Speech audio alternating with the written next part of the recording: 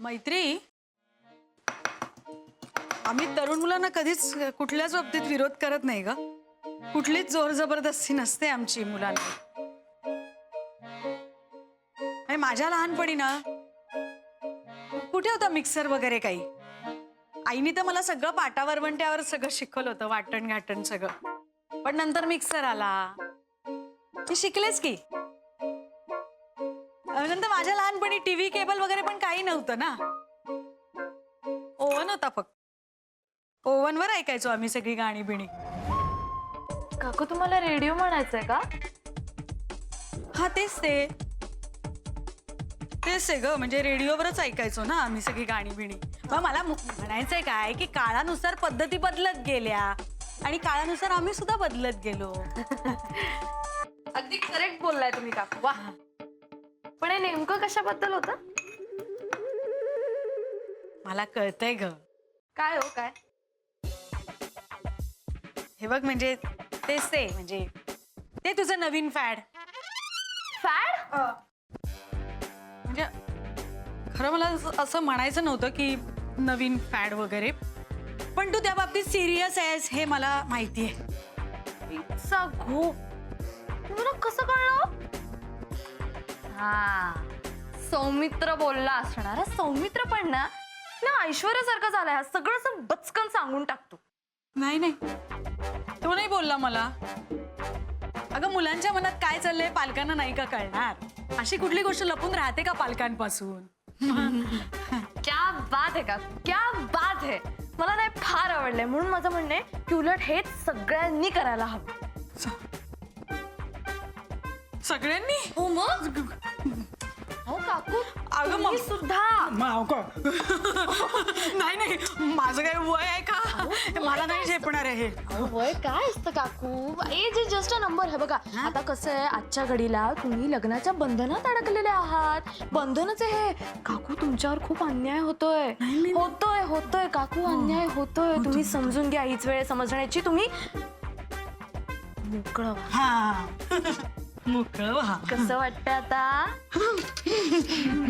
गार वाटतंय. गार वाटतंय की नाही? वाटतंय की नाही? गार गार वाटतंय ना? म्हणून तुम्ही काय केलं पाहिजे काकू? की तुम्ही स्वतंत्र व्हायला पाहिजे. स्वतंत्र? येस. जे असं म्हणून कधी बाईला कुठलं स्वातंत्र्य मिळालंय का? शेवटी तिच्या नशिबाला जे भोगायचं असतं ते भोगावंच लागतं. हेच म्हणणं आहे माझं काकू. आपण का सहन करायचं? आपण पुरुषांच्या नजरा वाचवण्यासाठी आपण का म्हणून एखाद्या पुरुषाची गरज भासवून द्यायची? कारण हे बघ, त्यामध्ये बाईला एक सिक्युरिटी असते. काय काय घेऊन बसलाय तुम्ही? अहो काकू, कसं आहे, माझं म्हणणं तुम्ही नीट ऐकून घ्या. बघा, आमच्या टीचरांनी पण आम्हाला सांगितलेले की आपण दरवेळी असं म्हणतो की महिलांवर अन्याय होतोय, पण असं नुसतं म्हणून काय होणार आहे काकू? त्यासाठी आपल्याला प्रयत्न करायला लागणार आहेत. आमचे टीचर बी हेच सांगतात. म्हणजे आपण काय म्हणतो की बाबा हा आपला बॉयफ्रेंड आहे, आपला हा नवरा आहे, असं म्हणतो आपण बाबा की तो आपल्याला सिक्युरिटी देईल. पण आपल्याला काय गॅरंटी आहे? आपला बॉयफ्रेंड, आपला नवरा आपल्याला सिक्युरिटी देईल याची आपल्याला काय गॅरंटी काकू? म्हणून जे काही करायचंय ते समजा आपण एकट्यानेच केलं पाहिजे.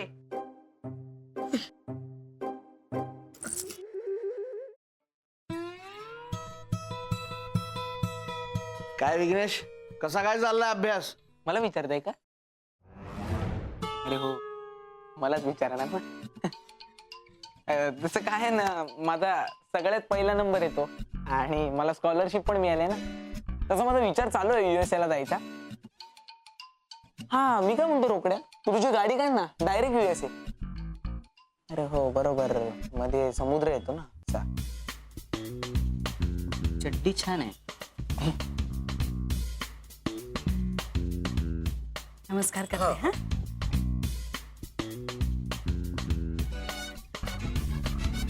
एवढ्या तातडीनं कशा काय बोलवलं मला? बघ आता, आम्हाला लिव्हिंगची पूजा घालायची आहे. लिव्हिंगची पूजा? आमची मुलं मॉडर्न आहेत, त्यांना लग्न नाही करायचंय, त्यांना लिव्ह इन करायचंय. कसं आहे की आम्ही सुद्धा काही जुन्या वळणाची नाही होत, आम्ही सुद्धा मॉडर्नच आहोत ना. कसं आहे गुरुजी, आपल्याला आता आधुनिक काळाबरोबर राहायला पाहिजे. बरोबर आहे. हो, पण तरी सुद्धा आपल्या जुन्या परंपरा आपण विसरता कामा नाहीत ना, आहे की नाही? म्हणून मग हिचं काय म्हणणं आहे की त्या लिव्हिंगची जी काय पूजा किंवा विधी असेल तो करून घेऊ आपण एकदा हा पूजा विधी झाला म्हणजे मग ते दोघं राहतील खुशाल विलीन मध्ये. लिव्हिंग सारखं सारखंच बापाला शिकवायला पाहिजे अगदी शब्द शब्दाला, असा काही कुठे नियम नाही रे बाळा. तुला नाही कळणार ते. कसं आहे, लिव्ह इन या शब्दाला मराठी पर्यायी शब्द शोधून काढलाय मी. विलीन कसं होतं, एकमेकांबरोबरच राहणार आहेत म्हणल्यावर माणसं विलीन होतात ना एकमेकांमध्ये, म्हणून विलीन. आणि विलीन हा शब्द म्हणजे कसा आपला वाटतो ना, आपल्यातलं असं काहीतरी बोलल्यासारखं वाटतं, हो की नाही? तर गुरुजी हे म्हणतायत तसं विलीन किंवा हा म्हणतोय तसं काय ते आहे ते त्याचे काय विधी आहेत ते फक्त एकदा आम्हाला सांगा. अहो मला हे काही लिव्हिन विधीन काही माहिती नाही हो, आणि त्याचे काय विधी असतात हे सुद्धा मला माहित नाहीये. नाही अरे कमाल आहे, आमची विघ्नेशला सगळं हे माहिती आहे. आणि जुनी परंपरा आहे आपली ती. आधीच्या काळापासून हे अगदी व्यवस्थित चालू होतं. म्हणजे मोठमोठे मोठे मोठे राजे राजवाडे होते ना, त्यांच्या काळातही होतं. पुराणात सुद्धा उल्लेख सापडतो त्याचा. फक्त तेव्हा ना त्याला गांधर्व विवाह असं म्हणायचं. गांधर्व विवाह? अच्छा अच्छा. अहो पण त्याचे कुठे विधी असतात? ते आपलं हे असंच. अहो असं कसं? कमाल आहे. अहो, गांधर्व विवाह, विवाह जिथे शब्द येतो तिथे काही ना काहीतरी विधी असणार. अहो असणार, पण मला काही त्याची कल्पना नाहीये. तुम्ही एक काम करा, तुम्ही खरवडकर गुरुजींना विचारा काय वयाचा फरक पडतो. म्हणजे त्यांच्या अख्ख्या कारकिर्दीत ना त्यांनी असा एक तरी विवाह केलेला असणारच, तेव्हा त्यांना विधी ते माहीत असणार. मी तुम्हाला सांगते. आणि काय आहे, आम्हाला अभिमान आहे आमच्या मुलांचा, कारण ही लुप्त होत चाललेली परंपरा आहे ना आपली, ती आता ते मुख्य धारेमध्ये आणतायत. आणि शिवाय मॉडर्न आई बाप म्हणून आपले काही कर्तव्य आहे की नाही? प्रश्नच आहे. शोधतायत सापडणार ते. सापडणार ते. आणि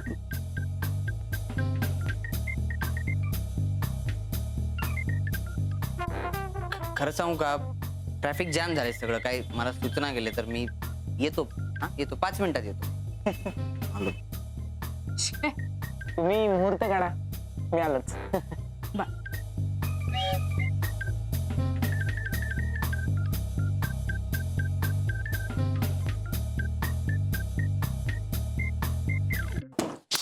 डॉक्टर हा ते टेम्परेचर नॉर्मल वाटतं आता मला. थंडीचं फक्त तुम्ही थंडी याचं टेम्परेचर जरा जास्त वाटतं.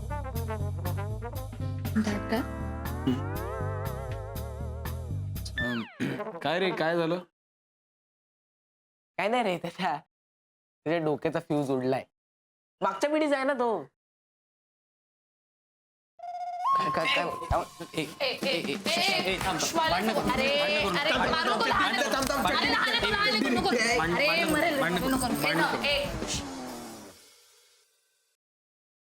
काय काय झालं? काय काय झालं रोकडी? हीच आहे का दोस्ती? हा काय म्हणा तू पण? काय झालं? तू बस. काय झालं? बस बस बस. काय झालं? काय झालं? बोल. काय राव, तुम्ही कळवलं पण नाही. तुम्ही ते गांधर्व विवाह वगैरे करायला निघाले. आणि बाळा, ते गांधर्व विवाह नसतं रे, ते गांधर्व विवाह असतं. देऊ का गांधर्व? ए, बस बस बस लहान आहे बस तो. बसून घे, बस. अरे हे गांधर्व विवाह वगैरे मला काहीच माहित नाही. हा, या माकडानं काहीतरी टेप लावलाय. 1 मिनिट थांब. हे बंद करा. सॉरी आई, मला हे अजिबात चालणार नाही. हा? काय म्हणालास तू? काय? हे बघ, शेवटचं सांगते, तुम्ही दोघांनी जर का मिलीन केलं नाही तर मी, हे बघा, मी आमरण उपोषणाला बसीन. नाही नलू ऐक ना, आमरण उपोषण. हा